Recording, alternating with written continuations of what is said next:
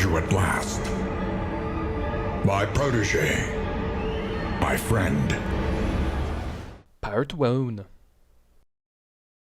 Darkest Dungeon.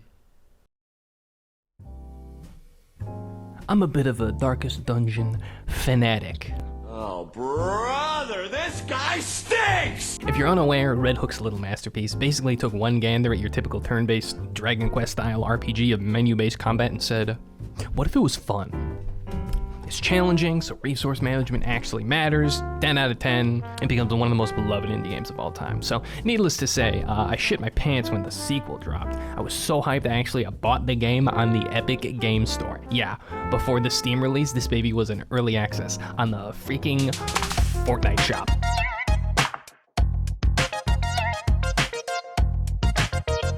And to me, the sequel lived up to the hype. I played this thing so much I failed like 3 college courses, and that's not as much of a joke as you think it is. So I was a bit shocked when I saw the reviews come pouring in upon the game's full release, and 6 out of 10? How could you give my little baby such a low number? But what actually irked me about the public's perception of DD2 wasn't that people didn't like the thing that I liked as much as I liked it. No, I'm not a Reddit goblin. What grinded my gears was that they were right. Darkest Dungeon 1, which I shall henceforth abbreviate as DD1 and DD2 respectively, DD1 does in fact have better gameplay than its younger brother. DD1 sees the player managing an estate, recruiting heroes, sending them off on adventures, managing their stress and diseases in between missions, all the while trying to progress through the upgrade trees and get a team strong enough to take down the Darkest Dungeon. Dungeons are randomly generated, but gold and XP and all your loot, and as well as the hero conditions, persist between each dungeon run, which makes the game a roguelite.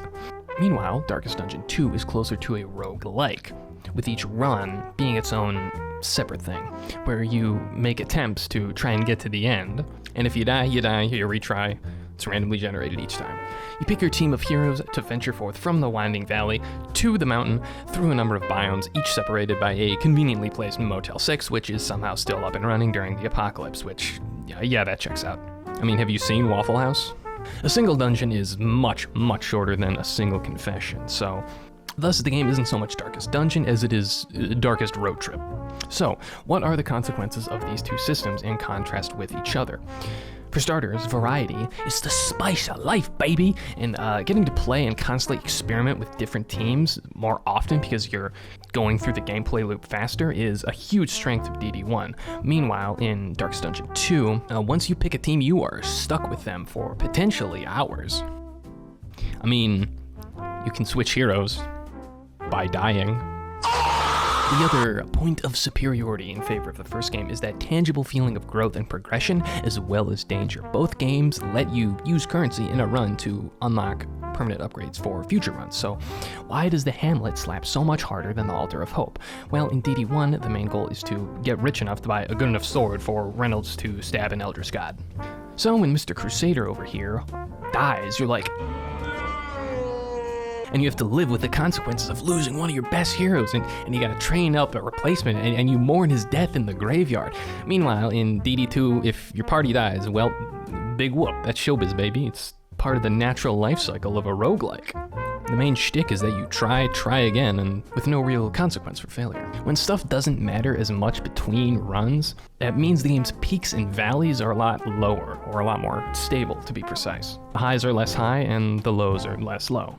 But the final nail in the coffin is that DD2 is just slow. DD1 is like bam, bam, kill a guy, go loot, next room, repeat. If you know what you're doing, you can knock these dungeons out pretty fast. And if you don't know what you're doing, you can die really fast. So is that it? Darkest Dungeon 2 tries something new, it tries to be different, it tries to be a sequel with its own identity, and fails? Is that the takeaway here? Is that you should just make the same thing over and over again, with just more content each time, because anything new or creative will just result in a tragic case of if it ain't broke, don't fix it? No. Bullshit, I say. Hope gleams brightest against the backdrop of despair. Let me tell you why I much prefer Darkest Dungeon 2, and I highly recommend it over the first one. But why? How? You just talked about why its gameplay is inferior. Well, my friend, gameplay isn't everything. To start, my opening jab here.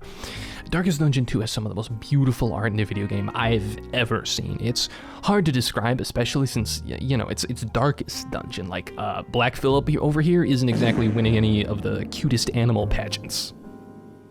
But, like, the world design, the enemy design, the hero designs, the black abyss that is the crossroads, the chaotic battlefield overgrown with hostile fauna in the tangle.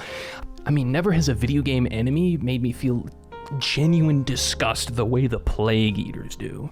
The only word I can think to describe all of this art is just beautiful, even if it's grim and dark. In this way, the game's slower pace is a bit of an upside, because it forces you to stop and smell the roses. DD1's PNG attacks were snappy and fast, but holy jeez, I mean, would you look at these animations? I could honestly watch a bounty hunter whip out his grappling hook for hours. Wait, no, I didn't mean it like that. Also, seeing my favorite characters from the first game just come alive in glorious 3D fills me with childlike glee. Honestly, my biggest complaint with the second game isn't the gameplay, it's that Hellion doesn't whip out a giant tankard and chug when she uses Raucous Revelry. In our fast-paced social media world, where your main objective is to consume content as fast as possible and then move on to the next piece of content to consume, it can be really easy to gloss over something like a game's presentation. After all, it's just there to portray the game world. But I'm not just here to tell you to go play the second game because it looks pretty. More importantly than the art is the ludonarrative, or actual narrative. Darkest Dungeon 2 is very weird in how it presents its story, in the fact that it's weirdly non-literal. DD2's story is very basic if you take it on a surface level. Some guy, you, does a demonic ritual that causes the end of the world, monsters roll up everywhere, there's a cult, yada yada, you gotta go to the mountain and, like, kill a bunch of giant body parts for some reason, and that solves the issue. Not all that earth-shattering of a story. But the announcer's commentary this time around paints a much bigger picture than that. It makes the game metaphorical towards overcoming your darkest moment, about hitting rock bottom and climbing out of there, about not succumbing to despair and self-pity. This is reflected in pretty much everything in the game, the heroes as well. They aren't heroes, they're the last few remnants of humanity trying to redeem themselves by doing the right thing, and we see their regrets and guilt in their backstories. Wayne June, this time around, has a lot more hopeful and encouraging lines, but he also has a lot more nihilistic ones. All that matters is the flickering torch you bear. Echoes of humanity, twisted by hopelessness. There remains a foothold out of this mire. Now climb. All problems have their solutions, even the big ones.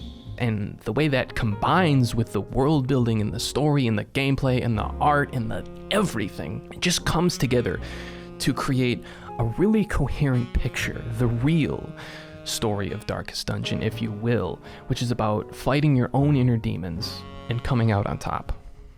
God damn it, not again. You know I didn't mean it like that. Now, compare this to the first game. What's its narrative? Well, Grandpa basically pulls an American Psycho and does a bunch of no-nos because he's rich and bored, and now it's your job to fix it by hiring people to go die in the sewers.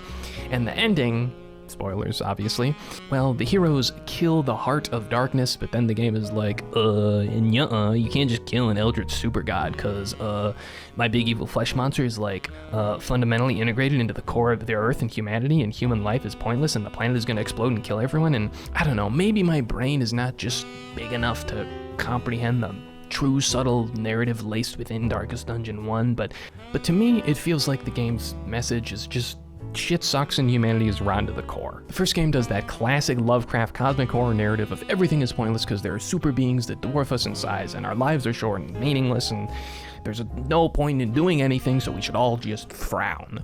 Without any light to contrast the darkness is meaningless.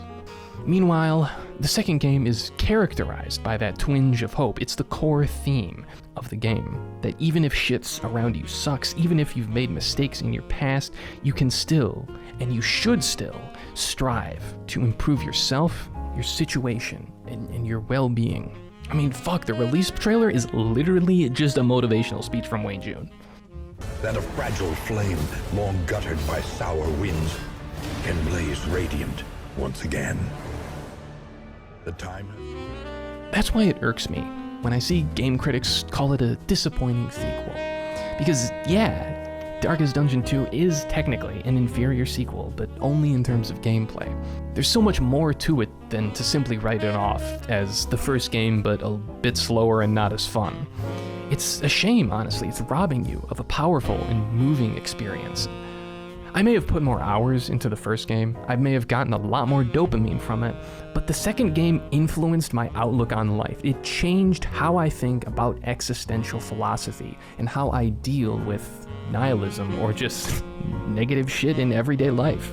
So, you tell me which one of those two things deserves a bigger number out of 10. Please join me in inviting President Barack Obama and Kehinde Wiley to unveil the portrait.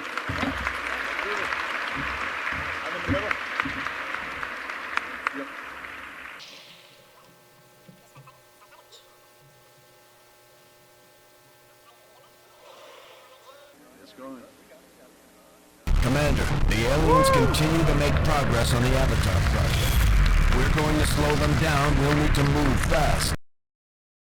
Bartow. XCOM.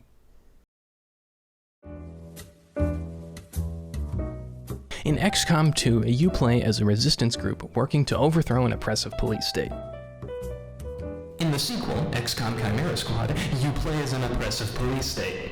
And I mean oppressive. I don't know if this was an intentional social commentary from the developers, but you get rewarded with intel for KOing enemies instead of killing them, but only so many per level, so once you've non-lethally taken down like 5 enemies, you have no incentive to not go full Rambo mode, which is, that's a fun little piece of trivia, but let's get back on track here.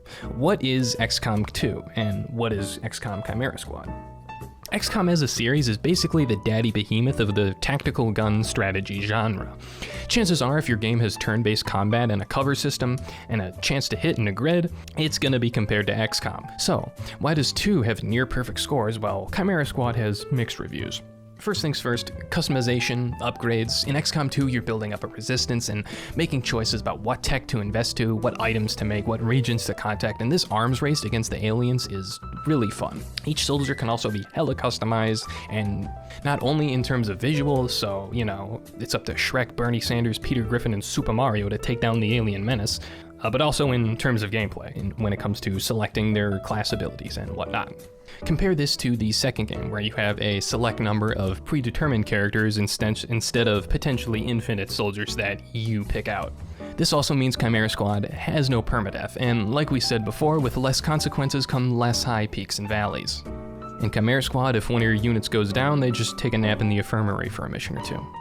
And to top it all off, managing a city's anarchy and the research and whatnot, you just get to make less choices, and the choices you do get to make are just a lot less engaging than everything you're doing in between missions as the Resistance. Now, in terms of the strategic gameplay, that's where my love for my Chimera Squad kind of starts. XCOM 2 frustrates me a little bit, because if you move one guy just a little bit forward in a firefight, it reveals a whole crew of new enemies who now enter the fray and get to move and take cover, and now you're just super outnumbered because you moved one guy slightly forward because you wanted to take cover behind a tree instead of a rock. And I mean, fuck, am I supposed to equip everyone with a scanner and throw one before I move anyone anywhere ever? Call it a skill issue and you'd probably be right, but I don't care. The main piece of value I got from Chimera Squad was not the gameplay, even if I do really like that too, and admittedly kind of prefer it over XCOM 2. The jump from 2 to CS made me feel something that I don't think any other game has made me feel. How does that work? Well, in order to really fully get the value of what I'm talking about here, you have to have played XCOM 2 first. XCOM 2 is actually one of my favorite games of all time. Despite my previous frustration and complaints about it, I love it to death. I played it a ton as a little kid on my Xbox, and later, as an adult, when I saw it go on sale on Steam, I was like, you know what, screw it. I haven't played War of the Chosen DLC yet, and I didn't need that 60 hours of my lifespan anyway, that's fine. Needless to say, I've poured a ton of time into shooting those alien bastards. I've mowed down hundreds of sectoids, so imagine when's my surprise when I see one of them wearing clothes?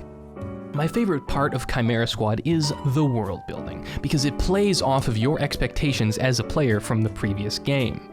The story goes that the canon ending of XCOM 2 is that the Resistance won and kicked out Advent, the evil alien empire ruling the Earth at the time. Thing is, the aliens are still here. In fact, Advent was an empire, so many different aliens from different planets are all now just kind of stuck here on Earth, and in fact, Advent ruled for so long that many of these extraterrestrials now call Earth their home.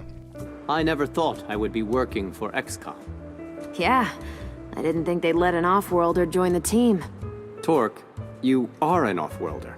I'm from New Arctic. I am, by definition, an Earthling. With fangs and sacs of venomous bile. What can I say? Some Earthlings are hatched lucky.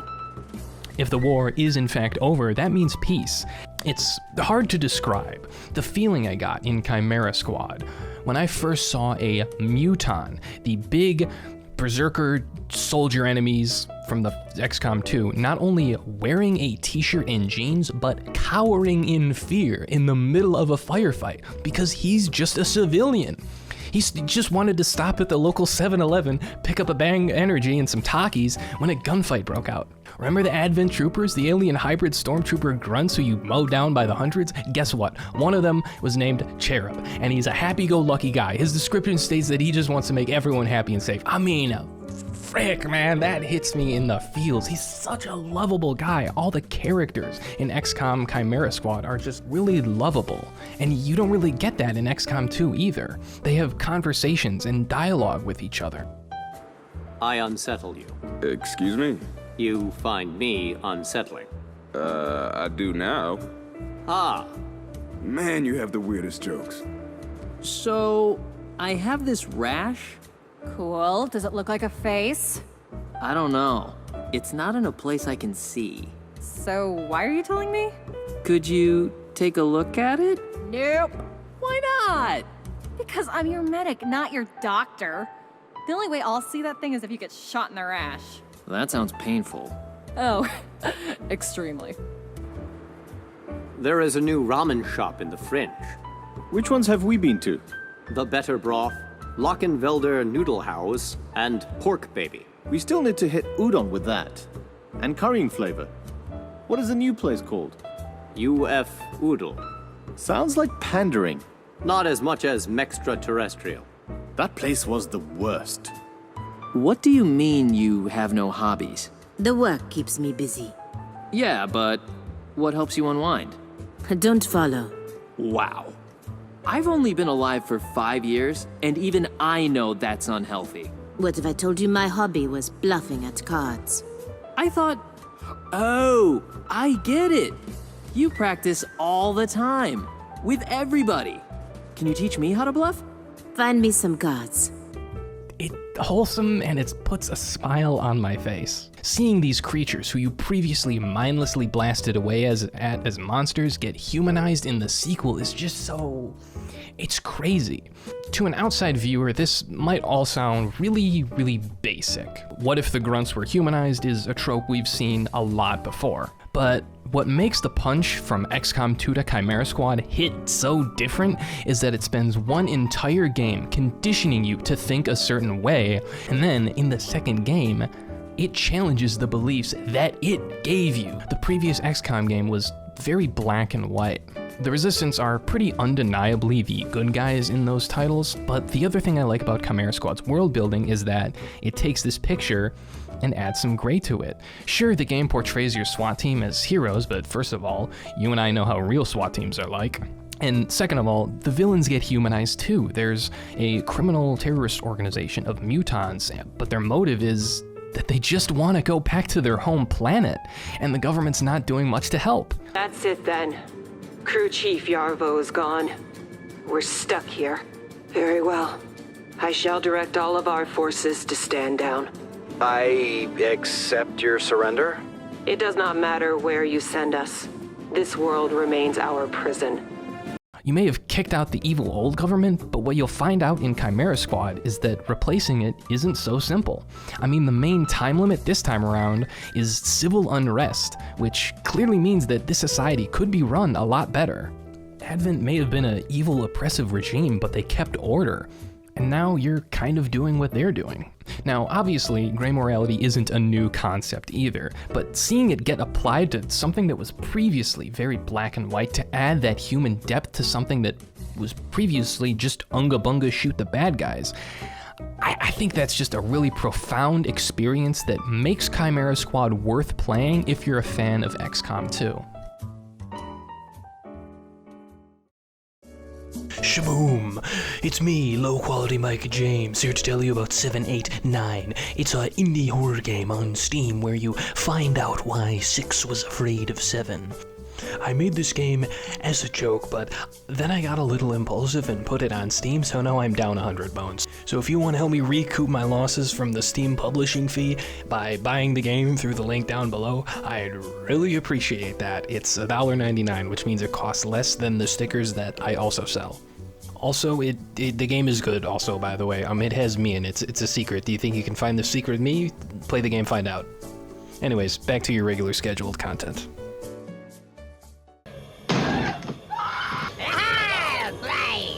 Part 3. PVZ. This stands for Plants vs. Zombies. The Blob is a 1958 science fiction horror film about an alien life form that takes other life forms, consumes them, sucks the life out of them, and kills them in order to make its main mass grow larger so that it may spread farther and consume and destroy more life. Electronic Arts is an American video game company founded in May 1982 by former Apple employee Trip Hawkins. Ah yes, good old-fashioned EA. Chances are if you're watching a gaming video on YouTube, you're in the loop and know how this massive studio will take a beloved smaller studio and or franchise, buy them out, and make them release crappy games that no one buys, and then butcher the studio when no one buys their crappy games. One such popular example is BioWare, for instance, but the one I'm most familiar with is PopCap. Initially just a humble group of programmers who made a humble little tower defense game for the PC, and it sort of blew up. EA saw the success, bought out the studio, and of course, disaster struck, right? Well, surprisingly, not really. PVZ 2 wasn't actually that bad, at least compared to other mobile games. Unlike your typical Play Store garbage, you can kind of ignore the microtransaction loot box nonsense, though they certainly tried to make it more difficult with each update. But you can just play through the main campaign without any of that crap, and it is a fun game in my opinion. In fact, it's quite fun to go through the challenging worlds like Big Wave Beach and Dinosaur Island without using any of the pay-to-win garbage. And then the Garden Warfare series hit. And, you know, frankly, I'm frustrated that this game isn't talked about more. It's one of the pioneers of the hero shooter genre. Both Garden Warfare games came out before Overwatch. In fact, the first game came out at a time when the only other shooters on the market were gritty, realistic ones like Call of Duty and Battlefield. But these games, the Garden Warfare games, are too beloved for me to call an inferior sequel. So far, it would seem that the PVZ franchise was surviving and thriving. Sure, there were loot boxes and EA's classic microtransaction garbage, and it got worse from the jump from Garden Warfare 1 to Garden Warfare 2, but I'm gonna be real with you, I rarely see anyone playing as the pay-to-win imp. So far, it seemed like the PVZ franchise was still alive and kicking despite EA's wrath. But then, the nail hit the coffin. Battle for Neighborville comes out on October 18th, 2019, with no fanfare, no trailer before launch, no announcement, just this game now exists. And it's a budget title, and those typically don't end up well. And it also releases in a weird sort of early access mode where they like slowly add all of the missing game modes and whatnot over the course of a few weeks. Anyways, Mr. EA didn't see enough sheeple pay for their shitty little battle pass, so they cut support a meager year after launch, which is 26 times the lifespan of Concord, so... Congratulations! Many people complain because they wanted this game to be more like its predecessor, Garden Warfare 2, but I don't think it's as simple as game different, therefore it's bad. It's bad because, well, it's mediocre, it's decent, but it's not quite up to the snuff. But what frustrates me was that, in my opinion, Battle for Neighborville was this close to greatness, because while there is a lot of bad to this game, there's so much good. So what went wrong? Well, let's do an autopsy. The jump from Garden Warfare 1 to 2 was a big leap. If you're unfamiliar with the Plants vs. Zombies shooter games, the first one was a fairly humble title.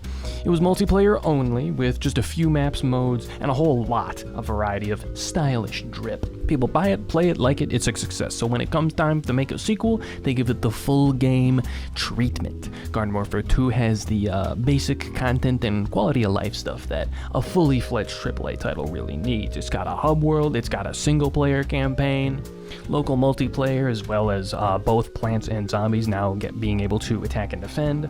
They also just jam-packed the game with a whole lot of new variants. Garden Warfare 1 and 2 play very similarly to each other. You walk around a map at a pretty slow speed, to be honest. You got 3 very powerful abilities with a long cooldown on each of them.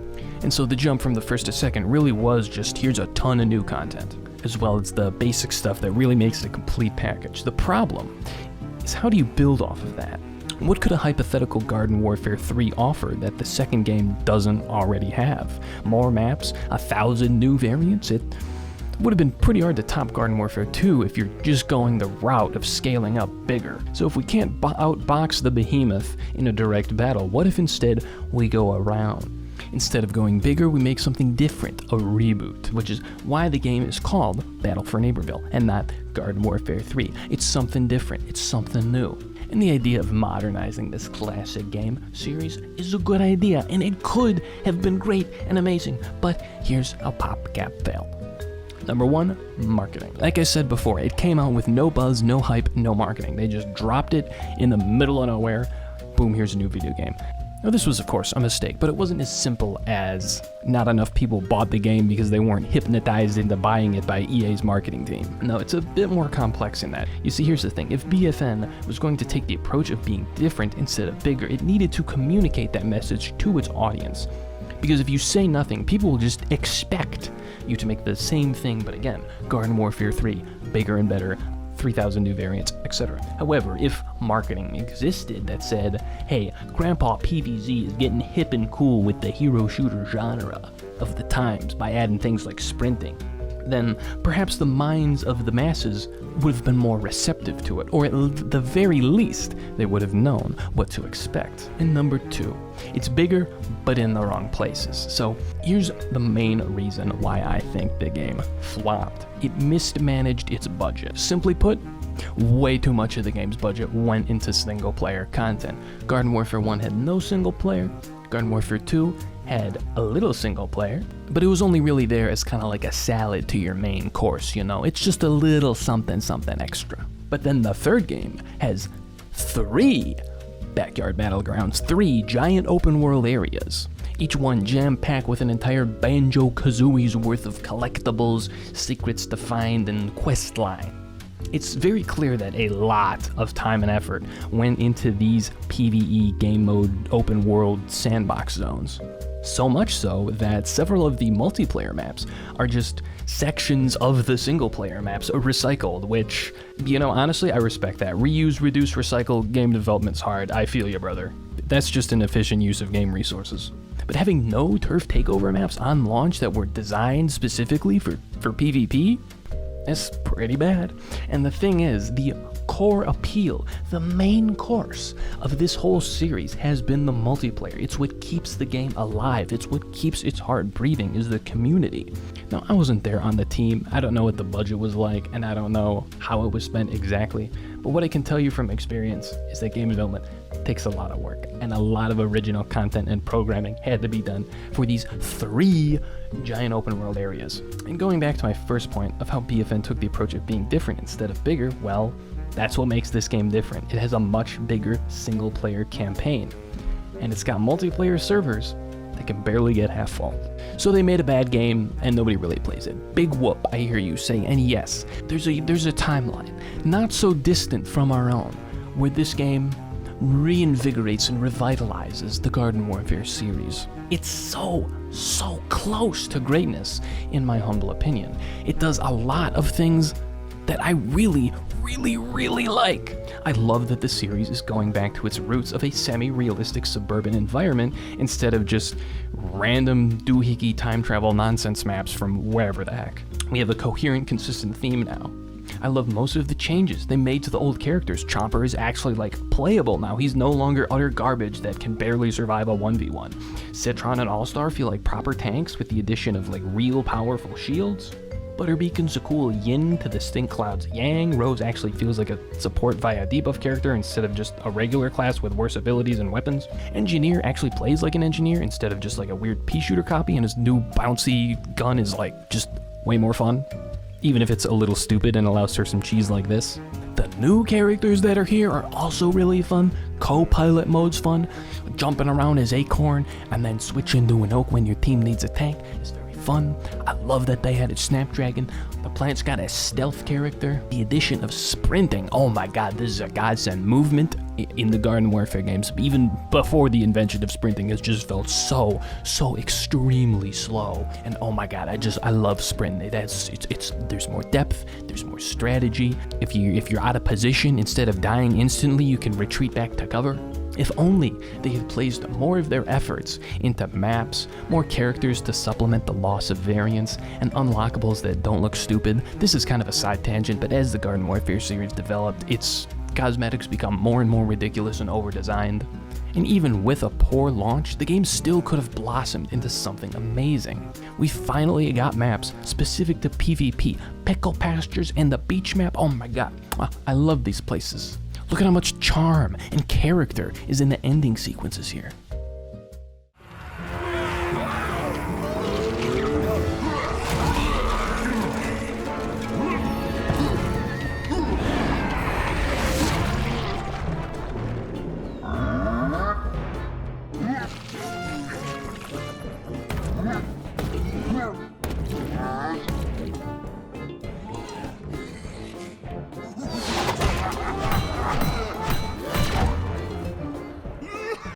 They added a wizard zombie, and if they would have released him during the Shadow Wizard money gang craze of TikTok, then, you know, this game would have seen like a big traction increase. They also added the Swarmies post-launch, which are little minion guys that you can play as, which some might see them as just like recycling enemies in the game and making them playable. But honestly, I think it's kind of a cool vibe. They were gearing up to make a competitive mode with seasons and rewards, but before the game could achieve its potential, it was snuffed out. EA said no more, and they abandoned it, killing this game's potential second chance. So, even if the new art style is ugly, and even if it's the classic EA thing of being really grindy if you want to unlock all the stuff, and it's kind of lacking in maps like every multiplayer shooter game ever, despite all that, there's so much good in this game. It could have been amazing, and it was so close, yet so far away, snuffed out before its time. If you even look on the wiki, you'll see lots and lots of scrapped content, stuff they had ready to go. This iceberg lettuce character was mere days from being released, only needing ability icons. But alas, EA kills all it touches. Some series quickly, others slowly. Wow, that was kind of a sad ending.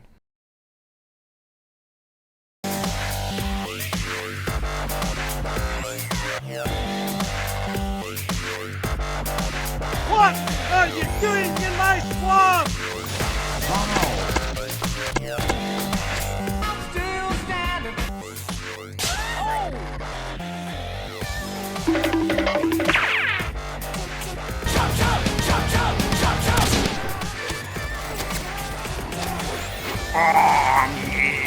I'm simply famished. Uh-oh.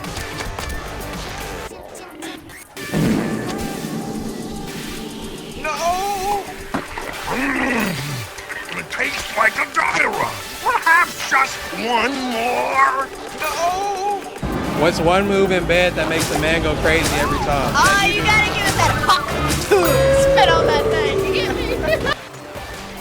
No, you gotta tenderize the meat. You know, it's like Kobe beef.